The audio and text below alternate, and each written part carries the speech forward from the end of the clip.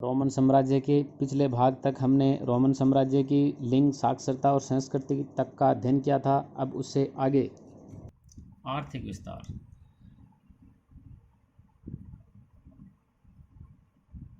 Roman साम्राज्य के आर्थिक विस्तार के बारे में देखते हैं।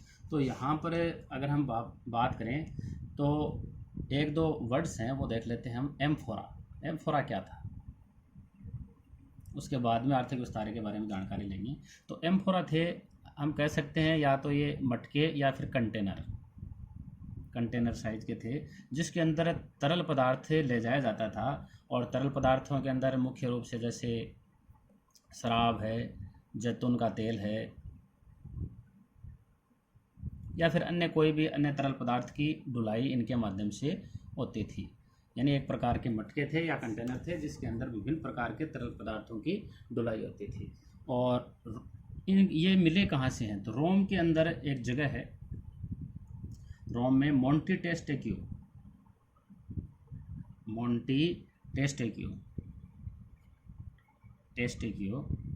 यहाँ से इस प्रकार के 5 करोड़ ये एम्फोरा या मटके प्राप्त हुए हैं। और इनसे यानी जो इनकी मिट्टी की अगर हम जांच की जाती है तो ये इनकी मिट्टी थी कहाँ की, भूमध्य सागरीय क्षेत्र की। भूमध्य सागर के क्षेत्र की मिट्टी से ये बने हुए लगते हैं। इसके अलावा अन्य एक नाम है ड्रेसल 20।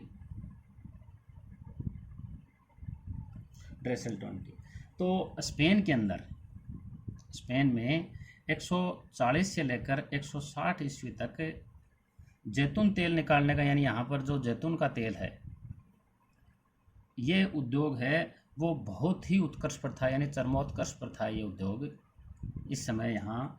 और जैतून के तेल को ले जाने के लिए जो कंटेनर थे, यानी लगभग हम एम्फोरा जैसा ही कह सकते हैं इसे, जो कंटेनर है उसको एक पुरातत्वविद था उस समय, हेनरिक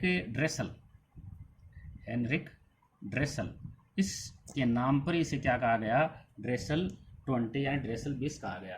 इसके अवशेष अगर हम बात करें तो इसके अवशेष हमें कहाँ से मिले हैं, भूमध्य सागरीय क्षेत्र से हमें इसके अवशेष देखने को मिलते हैं। अगर हम इसकी बात करें, आगे की बात करें कि ये तो इसकी मुख्य रूप से शब्दावलियाँ हैं। जो स्पेन है, स्पेन की हम बात करें तो क्या देख रहे थे कि जो जैतून का जो तेल है, जैतून का तेल है ये इन्होंने छीना किन से, इतालवी लोगों से। यानी इतालवी लोगों का पहले जैतून के तेल के ऊपर ज़्यादा अधिकार था, लेकिन उनसे ये व्यापार किन्होंने छीन लिया, स्पेन वालों ने। और स्पेन के बाद में तीसरी चौथी शताब्दी के अंदर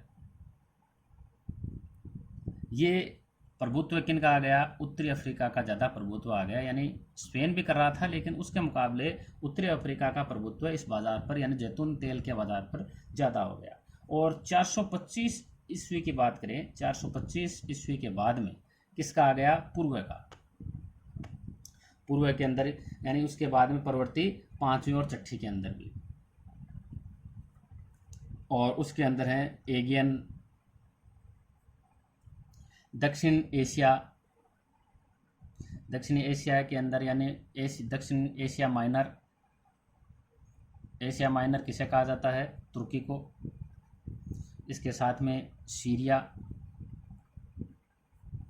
फिलिस्तीन, और फिलिस्तीन अंगूरी, यानी ये सभी हैं वो अंगूरी जो शराब है, और जैतून तेल, इन सभी के ये क्या थे, निर्यातक थे। अब देखो, यानी सबसे पहले जो जैतून का तेल है उसके ऊपर इताली लोगों का, उसके बाद में स्पेन, फिर उत्तरी अफ्रीका और फिर पूर्व के लोगों का अधिकार हो गया। क्यों हो गया, तो पुरातत्वविद इसके ये कहते हैं कि हो सकता है उन्होंने कम कीमत पर, यानी कीमत रखी हो कम, और उस कम कीमत में उन्होंने क्या दी हो जी, बेहतर गुणवत्ता। यानी स्पेन वालों ने इतालवी लोगों के मुकाबले कीमत जैतून के तेल की कम रखी हो और उतने के अंदर उनकी गुणवत्ता कैसी हो जी, बेहतर गुणवत्ता हो। इसी प्रकार अन्य ने भी किया होगा, इसलिए बाजार का परिवर्तन हो गया होगा। इस प्रकार से बताया था कि बाजार का परिवर्तन इस प्रकार से उस समय हुआ होगा, ऐसे कयास लगाए थे। व्यापार की उन्नतता की बात करते हैं। व्यापार की उन्नतता, तो यहाँ मिले हैं हमें बंदरगाह है, खाने, खदाने, ईंट भट्ठे, जैतून तेल की फैक्ट्रियाँ, तेल की फैक्ट्रियाँ, इस प्रकार के मिले हैं। तो ये व्यापार की उन्नतता के प्रतीक हैं। इसके अलावा और यहाँ की जो मुख्य व्यापारिक मदें थी, यानी किन चीज़ों का ज़्यादा व्यापार किया जाता था, तो वो थी गेहूँ, शराब, कैसी, अंगूरी शराब और जैतून का तेल। ये इनकी मुख्य व्यापारिक मदें थी। उत्पादन की बात करेंगे अब। उत्पादन है, रोम साम्राज्य में दो प्रकार के क्षेत्र थे। एक क्षेत्र था इस प्रकार का जहाँ पर वो असाधारण उत्पादन होता था, और दूसरे प्रकार का क्षेत्र ऐसा था जहाँ कम उन्नत हिस्से थे, यानी वहाँ पर उत्पादन इतना ज़्यादा नहीं होता था, कम उन्नत हिस्से थे। तो जो असाधारण हिस्से थे वो कहाँ कहाँ पर थे, तो इटली जो था रोमन साम्राज्य के अंतर्गत, इटली के अंदर कैंपेनिया, इटली में कैंपेनिया और सिसिली, ये असाधारण क्षेत्र थे जहाँ पर असाधारण उपज होती थी। और मिस्र के अंदर फ्यूम, गैलेली, बाइजेकियम, यानी वर्तमान का हम कह सकते हैं ट्यूनीशिया, दक्षिणी गोल यानी गेलिया नार्बोनिसस,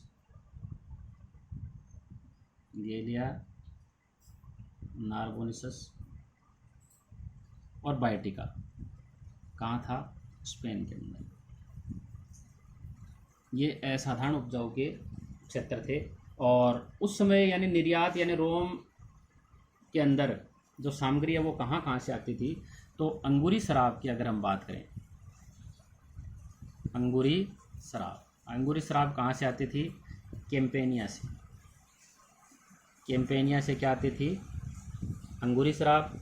गेहूं की हम बात करें तो रोम साम्राज्य को, यानी रोम को गेहूं कहाँ से आती थी, एक तो सिसिली से और दूसरी बाइजेकियम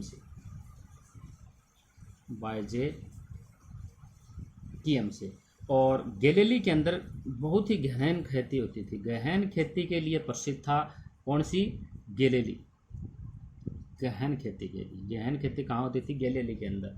और जैतून का तेल, तो जैतून का तेल का नाम आ जाए तो स्पेन, और स्पेन के अंदर कौन सा था, गुआडलक्यूर।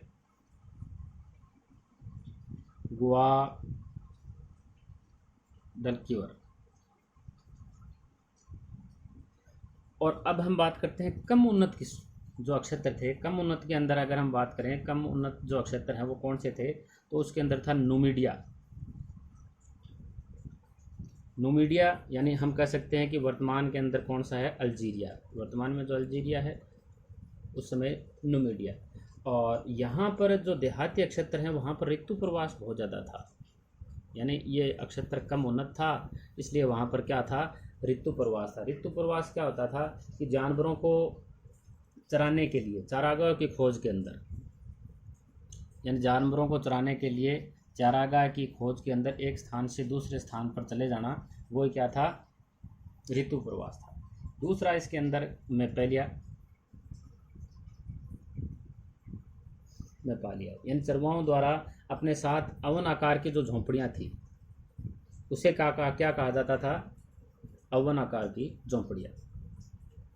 अवन आकार की जो झोंपड़ियाँ, जो चरवाहे हैं या चारा जो ग्वाले हैं जो साथ ले जाते थे उन झोंपड़ियों को क्या कहा जाता था, मेपालिया कहा जाता था। एक तो जो अक्षेत्र है वो कौन सा था, न्यूमीडिया, यानी जो कम उन्नत अक्षेत्र था। दूसरे की हम बात करते हैं स्पेन का उत्तरी क्षेत्र,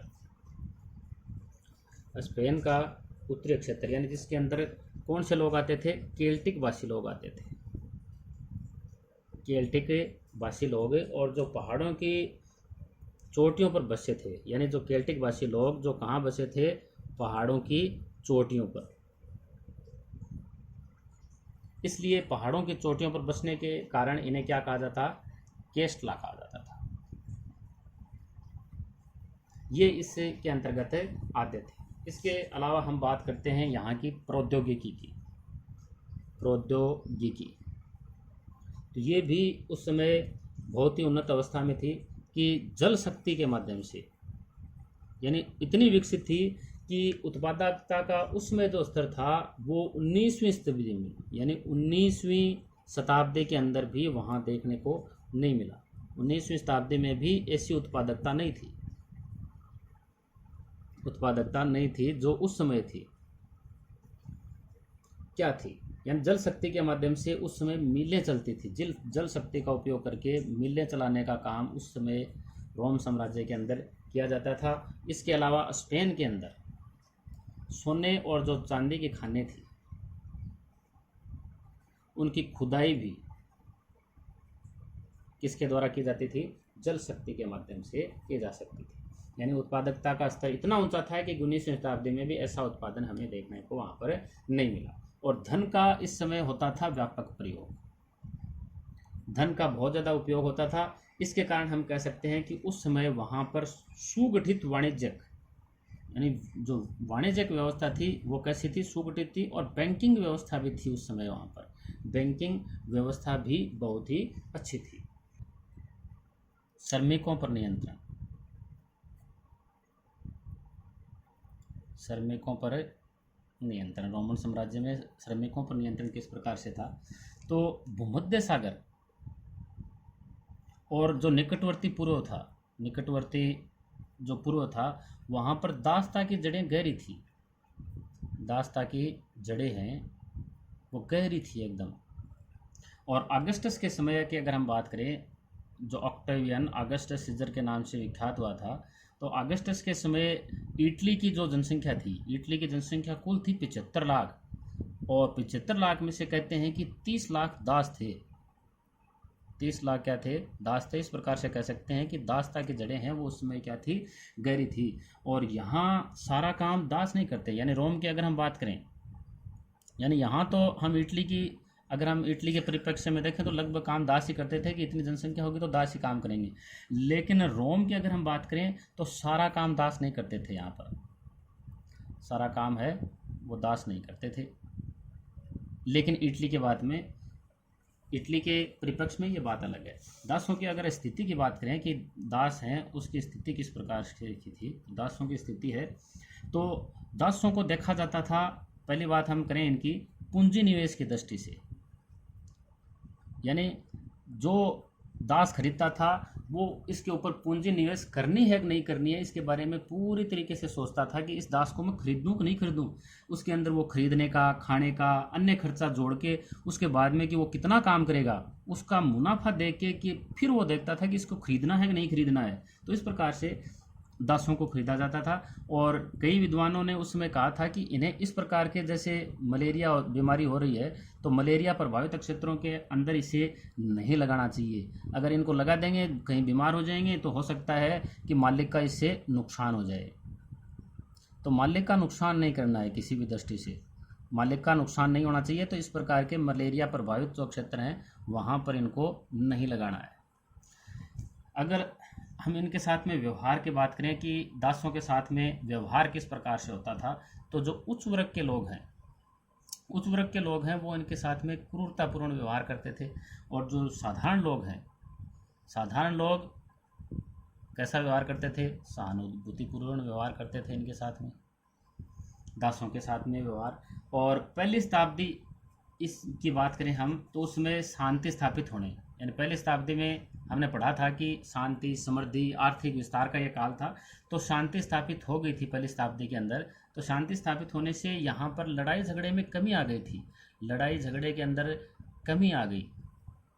और कमी आने से दासों की आपूर्ति में भी कमी आ गई थी, यानी दास उस समय संख्या में क्या हो गए जी, कम हो गए थे। हम ये कह सकते हैं कि दास की संख्या उस समय कम हो गई थी। तो अब दास कहाँ से लाएं?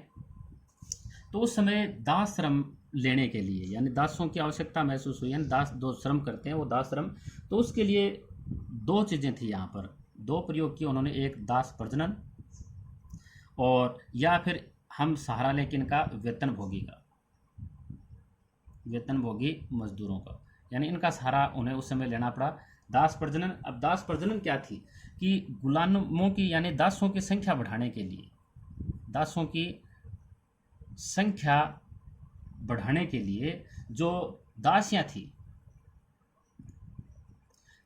थी उनको दासों के साथ अधिक बच्चे पैदा करने के लिए प्रोत्साहित किया जाता था। बच्चे पैदा करने के लिए प्रोत्साहित करने की जो प्रक्रिया थी वो क्या थी, दास प्रजनन थी, यानी गुलामों की संख्या बढ़ाने के लिए एक प्रथा थी जिसमें दासियों और उनके साथ मर्दों को अधिकाधिक बच्चे पैदा करने के लिए प्रोत्साहित किया जाता था। किसके अंतर्गत, दास प्रजनन के अंतर्गत। अब हम बात करते हैं वेतन भोगी मजदूरों की। इन्हें हम कह सकते हैं कि ये भाड़े के मजदूर थे और ये सस्ते पड़ते थे और इन्हें आसानी से छोड़ा भी जा सकता था, इनको आसानी से छोड़ा जा सकता था, यानी जहाँ जो दास हैं उनको एक बार खरीद लिया तो फिर उनका जो भी खर्चा है उनको देना पड़ता था, उनको आसानी से छोड़ नहीं सकते थे और इनको आसानी से छोड़ा जा सकता था। यानी दास श्रम महंगा होने के कारण रोम में इन मुक्त श्रमिकों का, यानी दास श्रम महंगा था, ये सस्ते हैं, तो रोम के अंदर इनका प्रचलन उस समय ज़्यादा हो गया था।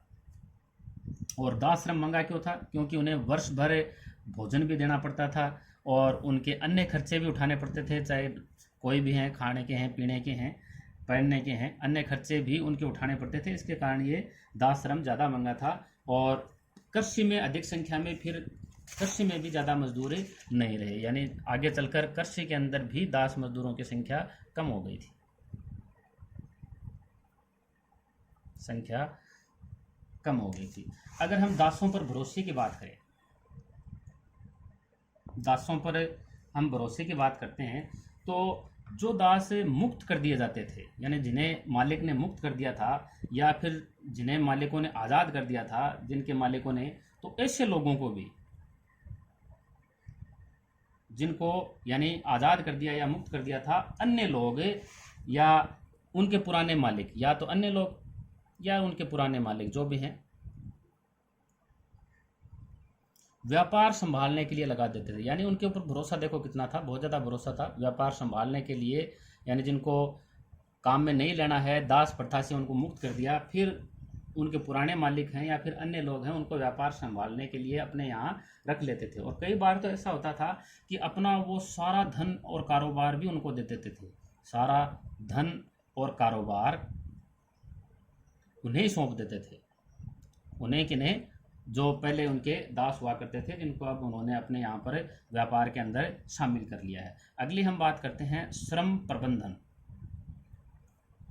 तो कोलू मेला जो लेखक हैं स्पेन के, उसके अनुसार देखो क्या था, कोलू मेला स्पेन के लेखक, वो कहते हैं कि जमींदारों जो हैं, यानी श्रम प्रबंधन कैसे करना चाहिए, इसका मतलब वो क्या कहता है उसके अनुसार कि दुगुनी संख्या में हमें, यानी जमींदारों को चाहिए कि वो क्या रखें जी, दुगुनी संख्या में, जमींदारों को दुगुनी संख्या के अंदर उपकरण और औजार रखने चाहिए, ताकि जब कभी एक औजार या उपकरण खराब हो जाए तो उस समय जो दास हैं वो उत्पादन में संलग्न रहे, यानी दास है वो जो उत्पादन है उसके अंदर संलग्न रहे, उसके कारण उत्पादन प्रभावित नहीं होना चाहिए, यानी दास है वो खाली नहीं बैठा रहना चाहिए। यानी इस प्रकार से दास श्रम की हानि हो जाती है अगर उस समय उपकरण और औजार नहीं मिलते हैं। तो कहने का मतलब है कि जमींदार को हमेशा दोगुनी संख्या में क्या रखनी चाहिए, उपकरण और औजार। निरीक्षण, यानी नियोक्ता, यानी जो जमींदार हैं, ये धारणा कि देखभाल के बिना, यानी अगर देखभाल नहीं करेंगे तो कोई भी व्यक्ति है वो काम ढंग से नहीं करे, बिना देखभाल के काम ढंग से नहीं करें, चाहे वो मुक्त हैं यानी जो स्वतंत्र या वेतनभोगी हैं या फिर दास हैं, वो बिना देखभाल के काम ठीक नहीं करते हैं, इसे निरीक्षण कहा जाता है। और इसके लिए कोलुमेला ने क्या किया, जो कोलुमेला है स्पेन के जो लेखक हैं, उसने क्या सिफारिश करी कि 10-10 श्रमिकों के क्या बनाने चाहिए जी, समूह बनाने की उसने सिफारिश करी, श्रमिकों के समूह बनाइए, ताकि छोटे छोटे जो समूह हैं उसके अंदर आसानी से हमें पता चल सके कि कौन तो काम कर रहा है और कौन काम नहीं कर रहा है। अगर हम छोटे छोटे समूह बनाएं तो हमें आसानी से इसके बारे में पता चल जाता है। और उस समय यानी दास जो हैं, श्रम नियंत्रण की बात करते हैं हम अब, श्रम नियंत्रण यानी जो प्लिनी है, सीनियर जो प्लिनी है, उसके अनुसार यानी दासों को उस समय जंजीरों में एक साथ यानी 10-10, इसने बताया कि कोलुमेला ने 10-10 श्रमिकों का समूह, या मतलब इन 10 जो श्रमिक हैं, उन जो दास हैं उनको किस में पैरों में जंजीर डालकर उनको रखा जाता था, पैरों में जंजीर डालकर एक साथ रखा जाता था। और ये कहता है कि ये उत्पादन का सबसे खराब तरीका है, उत्पादन का ये सही तरीका नहीं है, ये खराब तरीका है सीनियर प्लिनी के अनुसार। यानी इस प्रकार से दासों को जंजीर में डालकर एक साथ रखा जाता है, ये उत्पादन आयोजित करने का ये सबसे खराब तरीका है।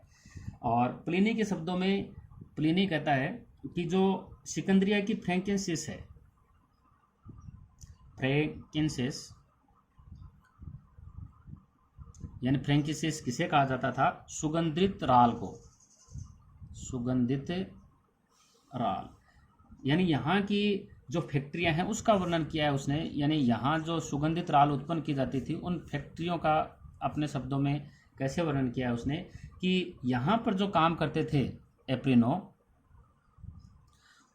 उनके ऊपर सील लगा दी जाती थी, सील लगा दी जाती थी। और सिर के ऊपर यानी ये सिर पर क्या लगाते थे, जाली वाला मास्क या फिर नेट लगाना पड़ता था उनको। और जैसे ये फैक्ट्री से बाहर जाते थे तो ये कपड़े ये उतार देते थे। और जो फ्रैंकिंसिस की हम बात करते हैं, अभी फ्रैंकिंसिस जो वर्ड आया था कि जो इस प्रकार की फैक्ट्रियों में काम करने वाले लोग हैं, तो फ्रैंकिंसिस एक यूरोपीय नाम है ये। और इससे यानी जो ये फ्रैंकिंसिस है ये किस काम में आता था, अगरबत्ती यानी जो धूप अगरबत्ती हैं और इत्र, ये बनाने के काम में आता था ये। और ये कैसे प्राप्त किया जाता था, तो बोसवेलिया पेड़ है, उसके पेड़ का जो तना है, तने के अंदर एक बड़ा सा छेद कर लिया जाता था और उस छेद के अंदर से रस बहना शुरू हो जाता था। जैसे ही उसके अंदर एक बड़ा छेद कर लिया जाता था तो उससे रस बहना शुरू हो जाता था।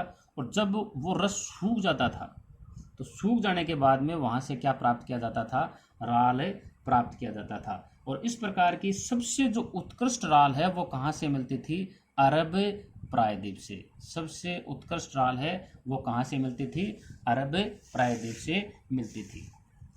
कृषि श्रमिक, तीसरी शताब्दी की अगर हम बात करें तो मिस्र के गांव में, यानी तीसरी शताब्दी के अंदर मिस्र के गांव में जो किसान हैं वो वहाँ के गांव को छोड़कर जा रहे थे, किसान हैं वो गांवों को छोड़कर जा रहे थे। तो यानी किसान हैं क्यों जा रहे थे, इसलिए जा रहे थे कि एक तो वो जो किसान हैं वो थके थके रहते होंगे, थके थके रहते थे उस समय, और दूसरे उनको जो खेती का कार्य है वो पसंद नहीं था। ये हम मान सकते हैं कि खेती का कार्य है वो उनके लिए क्या था, नापसंद वो करते थे। यानी उन्हें खेती में नए लगना पड़े, दोबारा उनको खेती में नए लगना पड़े, इसलिए वो छोड़कर गाँवों को छोड़कर जा रहे थे। कहाँ पर, मिस्र के अंदर तीसरी शताब्दी में। तो कृषि श्रमिकों के लिए और कामगारों के लिए यहाँ पर कानून भी कड़े थे। जो काम करते थे उनके खिलाफ जो कानून थे, अगर हम उनकी बात करें तो 398 में एक कानून बना था, 398 ईस्वी के अंदर। और उसके अंदर यानी कामगारों को दागा जाता था ताकि अगर वो भाग जाएं या फिर छिप जाएं तो उन्हें आसानी से पहचान जा सके। तो आसानी से पहचान करने के लिए कामगारों को दागा जाता था। उसके अलावा कामगारों पर नियंत्रण करने के लिए कि जो मालिक हैं उनका नियंत्रण उनके ऊपर बना रहे, तो उनको जो उधार दिया जाता था, उधार देकर यानी ऋण संविदा उनके लिए तैयार करके उनको कर्जदार बना लिया जाता था, ताकि वो उनको छोड़ के न जाएं।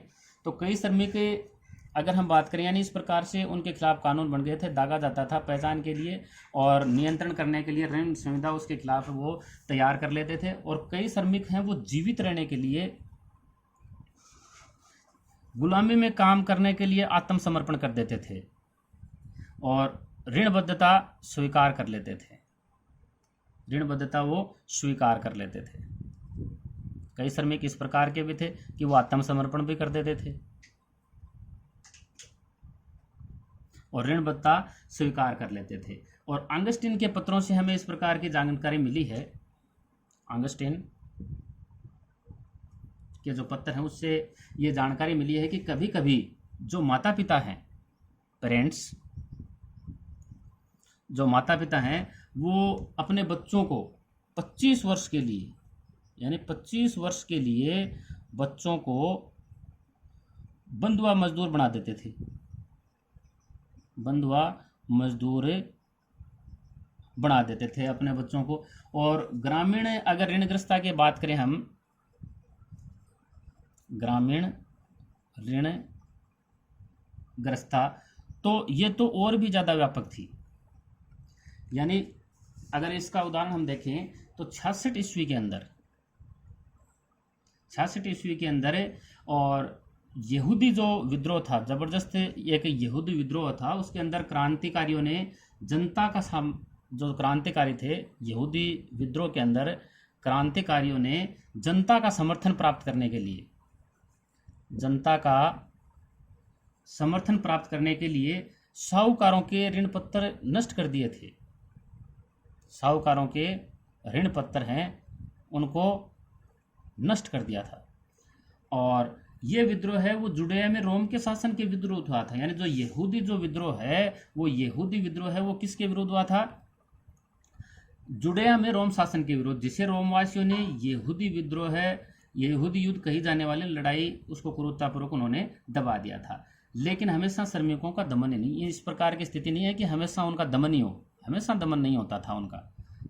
5वीं शताब्दी की हम बात करें तो 5वीं शताब्दी के अंतिम वर्षों में, 5वीं शताब्दी के अंतिम वर्षों की हम बात करें तो उस समय सम्राट थे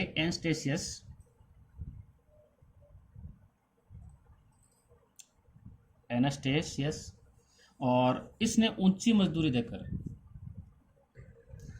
तो उस समय उसने ऊंची मजदूरी दी मजदूरों को, सम्राट एनास्टेसियस ने। कब? 5वीं शताब्दी के अंतिम वर्षों में। और समूचे पूर्व से, जो पूर्व क्षेत्र है उससे श्रमिकों को 3 सप्ताह के अंदर, 3 सप्ताह से कम समय में उसने अपनी ओर आकर्षित कर लिया था। उसने इतनी मजदूरी उसने श्रमिकों को उस समय दी थी कि जिसके कारण सभी मजदूर वहां पर आ गए थे। और एक नए यानी पूर्व सीमांत के अंदर कौन से शहर, दारा शहर का उसने निर्माण कर दिया था। और कुछ दस्तावेज से, यानी जो पेपायरस हैं, जो दस्तावेज हैं, उनसे भी ये अनुमान मिला है कि 6वीं शताब्दी तक जो भूमध्य सागरीय क्षेत्र हैं उसमें विशेषकर, यानी पूर्वी भाग में, यानी भूमध्य सागरीय क्षेत्र, और वहाँ भी कहाँ, पूर्वी भाग में वेतनभोगी जो श्रमिक हैं, वेतनभोगी श्रमिक बहुत ज़्यादा फैल गए थे।